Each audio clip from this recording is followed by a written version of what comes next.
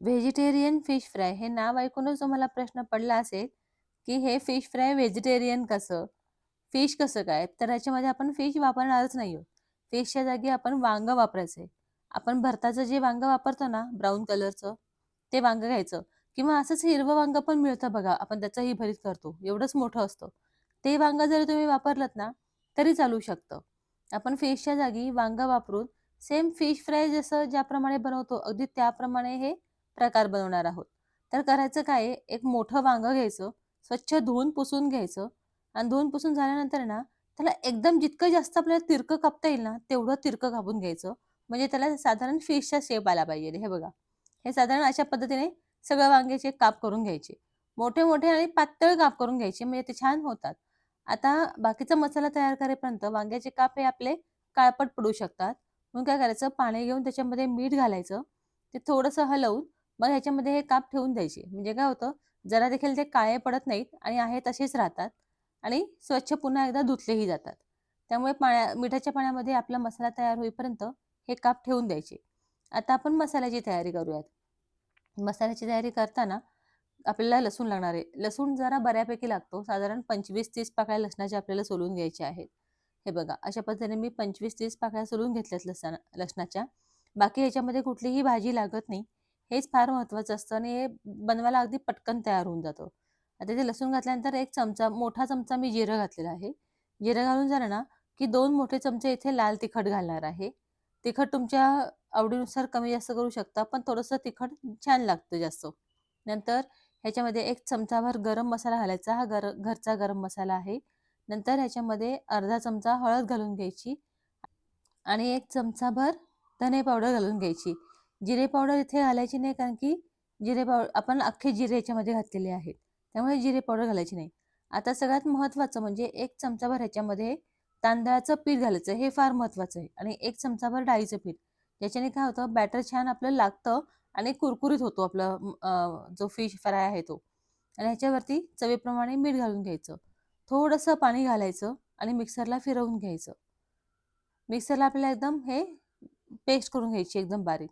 आता हे बघा, मी इथे एकदा फिरवून घेतलं, पण याच्यामध्ये पेस्ट एकदम झालेली नाहीये तयार. थोडा लसूण अख्खा-अख्खाच राहिलाय आणि त्यात मी कोथिंबीर घालायची विसरले. तर कोथिंबीर तुम्ही आधीच कोथिंबीरसुद्धा घालून घ्या. कोथिंबीर घालून मी परत थोडंसं पाणी घातलं, कारण की हे थोडंसं खूपच घट्ट झालंय आणि पुन्हा एकदा फिरवून घेतलं. आता आपल्याला एकदम परफेक्ट पेस्ट तयार करून घ्यायची आहे. आता इथे पेस्ट आपली परफेक्ट तयार झाली. एकदम स्मूथ अशी आपली ही पेस्ट तयार झालेली आहे. आपल्याला हे असंच करून घ्यायचं आहे. हे जे आपण पदार्थ बनवतोय ना, अगदी 10 मिनिटामध्ये तयार होतो. तुम्ही आयत्या वेळेलाही बनवू शकता. भाताच्या बरोबर, पोळीच्या बरोबर, भाकरीच्या बरोबरही खूप छान लागतो. तुम्ही एकदा नक्की ट्राय करा. लहान मुलंसुद्धा आवडीने खातील, एवढं भारी होतं खायला हे. आता हे सगळं मसाला आपण एका बाउलमध्ये काढून घ्यायचा. मधून काढून घेतला ना, की मग आपण ह्याच्यामध्ये लिंबू पिळायचं आहे. म्हणजे ह्याच्यात आंबटपणासाठी थोडंसं लिंबू पिळलं ना, की खूप छान लागतो. अजून म्हणजे टेस्ट चांगली येते. त्यामुळे काय करायचं, थोडंसं एक छोटंसं म्हणजे आता माझ्याकडे लिंबू जे आहे ते छोटंच होतं. त्यामुळे मी अर्ध घेतले.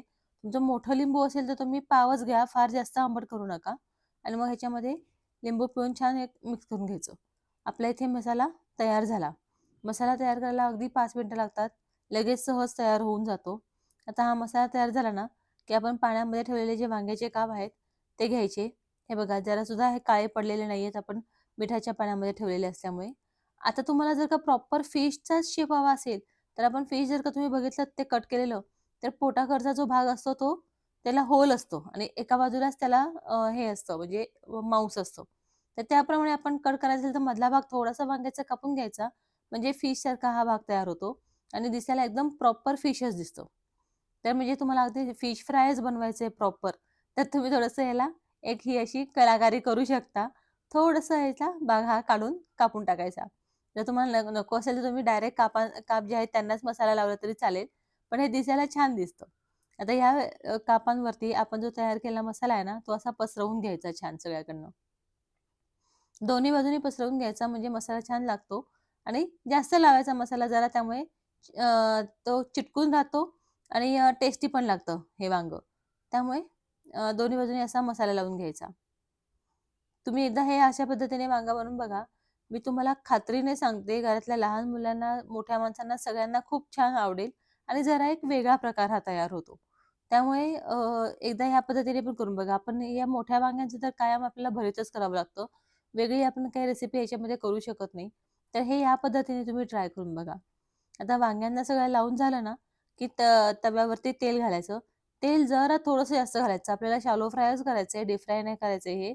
पण जरा थोडंसं जास्त तेल घालून हे वांग्यावरती हे तव्यावरती हे काप जे आहेत वांग्याचे ते पसरवून घ्यायचे. तुम्ही बघू शकता अगदी सेम फिश दिसते. म्हणजे फिशसारखंच जणू काही आपण खातोय असं वाटेल. म्हणजे व्हेजिटेरियन लोकांना वाईट वाटण्याची गरज नाही, की "अरे, आम्ही फिश नाही खाऊ शकत." तर तुम्ही हे अशा पद्धतीने फ्राय करून वांगं खाऊ शकता. एक 5 मिनिटं झाले ना, की मग छान असे पलटून घ्यायचे. पलटून घेतले, की मग 2-3 वेळा असं आलटून-पालटून हे आपल्याला शिजवायचे आहेत. याच्यावर झाकण बिलकुलही ठेवायचं नाही. झाकण ठेवलं तर त्याला वाफ धरेल आणि ते मऊ-मऊ असे लपलपीत होऊन जातील, असे क्रिस्पी होणार नाहीत. त्यामुळे बिलकुलही झाकण ठेवायचं नाही.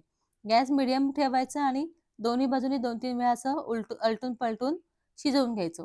ह्याच्यावरती तेल घालायचं. तेल घातल्याने काय होतं छान असं म्हणजे खरपूसपणा येतो त्याला. एकदा पलटून झालं ना, की तेल घालायचं आणि मग पुन्हा पलटून घ्यायचं.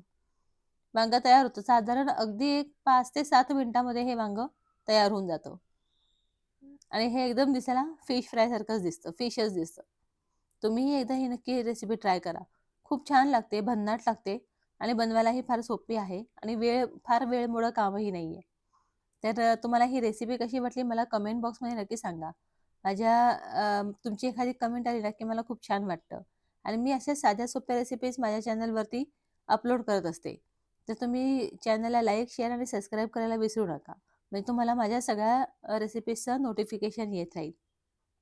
हे बघा, इथे आपलं हे व्हेजिटेरियन फिश फ्राय तयार झालं. तुम्हाला ही रेसिपी कशी वाटली मला खरंच कमेंट बॉक्समध्ये नक्की सांगा आणि तुम्ही खरंच एकदा नक्की ट्राय करा. खूप सोपी आहे बनवायला, फार वेळ लागत नाही आणि खायलाही खूप छान लागते.